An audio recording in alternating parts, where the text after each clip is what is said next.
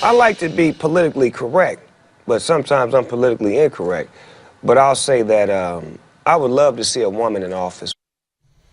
There can be no doubt that Hillary Clinton can now rest easy, that the Democratic presidential nomination and very likely the presidency is all wrapped up now that she has the support of a one-time self-admitted professional pimp who has a lifetime love affair with cannabis. Then again, there is some on the right who would say that's exactly whom they want on the Clinton bandwagon. Let us then use this for the leaping off point in this edition of The Arena. First up, former State Department senior advisor and currently with D.C. International Advisory. Welcome back, Christian Whiton. And she is the award-winning broadcaster, founder of JaneUnchained.com. Always a pleasure to welcome back Jane Velez-Mitchell. I thank you both for being here. Thanks. All right, Jane, I'm going to go ahead and start with you. Here is Snoop Dogg says, as long as we have a woman speaking from a global perspective, I'd love to see that, so I'll be voting for Mrs. Clinton. The only thing he wants to see is just a woman, nothing else about her record or anything else. Boy, isn't that exactly what you want in somebody voting for your next president? Well, look, I think Snoop Dogg is very cool and he's very talented, but his range of knowledge is very narrow. He's an artist. I mean, he's somebody who publicly said he likes Game of Thrones because he wants to learn about history. He thought it was based on historical fact. So I think this adds sort of an element of hallucinogenic, bizarreness to this presidential race, which is already kooky as it is. I mean, Hillary Clinton should be getting endorsements from people like New York City Mayor Bill de Blasio, who has declined to endorse her thus far. But I do agree with Snoop Dogg on one thing. It would be nice to see a woman in the White House and get some different perspectives on life. Sure, but Men a woman have been who running is the a world woman for a who long has time, and they've made a big mess of things. But a woman who basically tells the truth and answers questions. Let's go to there. Christian, I throw it to you on this one because, wait a minute, Jane just used the words hallucinogenic craziness to go along with this election cycle. I thought we were already there, Christian. Yeah, it's getting more and more bizarre. You know, the thing about Snoop Dogg is that he is actually echoing the exact talking points of the Hillary Clinton people, that she is a woman, that somehow is a reason we should vote for her, not offering a lot else, especially not on her record, because if you start digging into her record at the State Department, elsewhere, it looks pretty bad, pretty fast. No. Don't you be digging into records now, Christian. No. Don't you be doing that now. That's not what they want. You understand that. So let's just stop right there, young man. I'm going to put the brakes on this one. Let's move on here. Los Angeles raises the minimum wage to $15 an hour, Christian. Now, there are some people saying, wait a minute, this is the wave of the future. Others saying you're going to put businesses out of business because they can't afford to pay $15. All right, which side you want?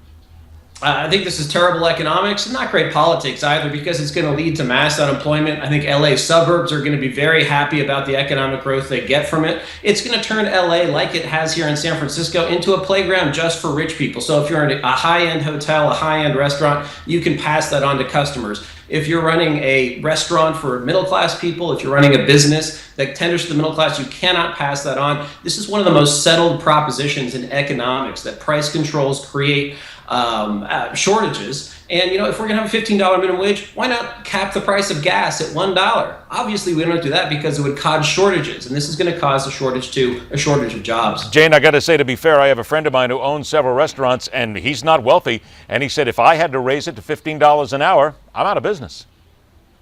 Look, $15 times 40 hours a week is $600. That's with the actual increase to $15 an hour. You're talking about people living on $600 a week. That's not a lot of money. Now, the people who haven't even gotten that raise are on food stamps. So essentially, we taxpayers are subsidizing what the employer should be paying them. And if you want to talk about breaks, let's talk about breaks for the rich, because the subsidies to big ag, who make the hamburgers that these minimum wage workers are flipping, are really taxpayer-funded subsidies to wealthy farmers. But that's all fine and dandy, Jane, but we're talking about the people who own the restaurants right now, people like my friend who say we can't do it. Our profit margin is just not that big. Ed, the average hamburger would cost up to $50 if U.S. taxpayers weren't subsidizing it, with subsidizing cattle grazing, water, and corn. So what we're already doing is creating a product for these fast food restaurants that's heavily subsidized by the U.S. taxpayers and is causing obesity, which is increasing heart disease, which is increasing healthcare costs, which is increasing the deficit. It's a messed up system from beginning to end. And the big problem is certainly, because A lot of people can't push back from the Whether- buffet. That's another difference altogether here that we need to talk about. 20 seconds, Christian, just to you respond on the economic side. Jane's got a point. Christian, you there? Well, hamburgers don't cost $50 in Canada or Mexico, and they don't do those things either. California has a 13% top state income tax rate. LA has a bunch of little extra taxes on it. They need to address that, bring businesses. And these wages aren't intended to live off of. They are entry-level jobs, kids getting jobs, and that's what we're getting rid of, unfortunately. All right, fair to say that this is another discussion that we're going to continue, but both good points. Stand by. Christian Whiton, Jane Velez-Mitchell. When we come back, Rand Paul is talking. And talking, and talking. Plus, let's see what the Girl Scouts and the Boy Scouts got going on, because this will start an argument indeed. The debate continues as the arena rolls on MidPoint.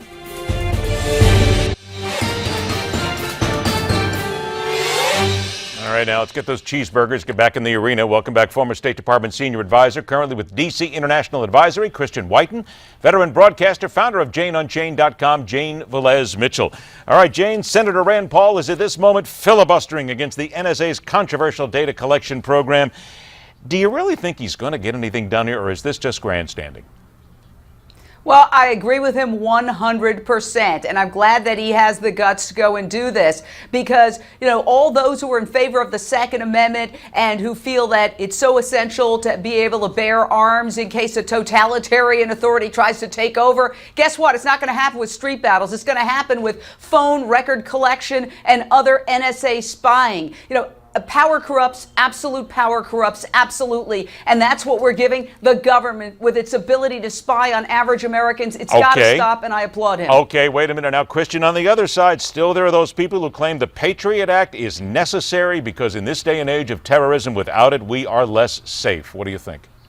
I think the Patriot Act overall is effective, and actually what's being filibustered and what's being debated is not the entire Patriot Act. Correct. It's just a couple of provisions, especially the one that the NSA has used. And I agree, they have gone beyond the intent of Congress in the collection of metadata on phone calls of perhaps 100 million Americans. So that is what is going to expire. That's what Rand Paul is filibustering. But guess what? This was already set aside by a court. They suspended their decision, and also the House has passed legislation repealing that authority. So this is Rand Paul just grandstanding. Likely this program, this authority is going to go away regardless. All right, here comes something with the Girl Scouts and the Boy Scouts. Both kind of interesting. They hit on the same day here. First of all, the Girl Scouts here. They have decided it's a great idea if they let cross-dressing boys into the group.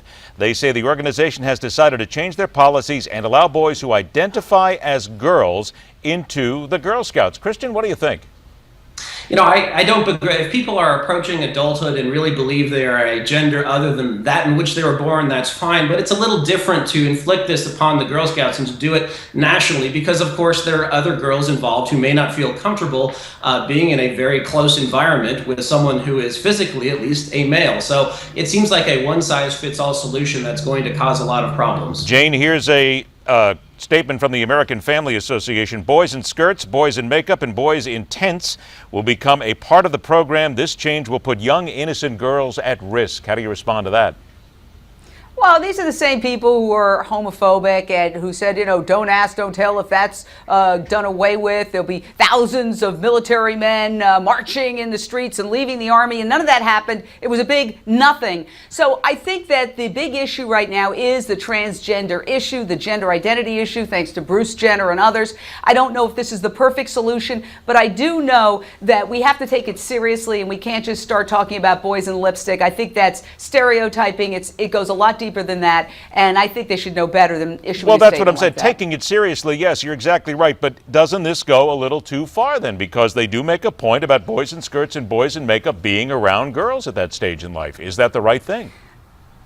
I think that kids are a lot smarter and more sophisticated. And actually, I think the millennials and the younger kids really have a much better handle on all of these issues than their adults. And for them, it's no big deal. I've talked to a lot of kids who say gender identity and whether somebody's gay or not doesn't really matter to them. They've been raised in an environment where they're hearing about it all the time, and it's not shocking to them. But what about the parents, though, Jane? I don't think it's a big deal. What about the well, parents? Because the parents are going to want their kids protected. protected.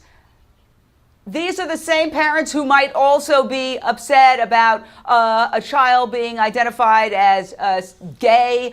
So I think the parents have to look in the mirror and say, what is my fear based on? Is it based on prejudice, or is it based on something that is a legitimate concern? Okay, 1 minute left. The Boy Scouts of America banning water gun fights.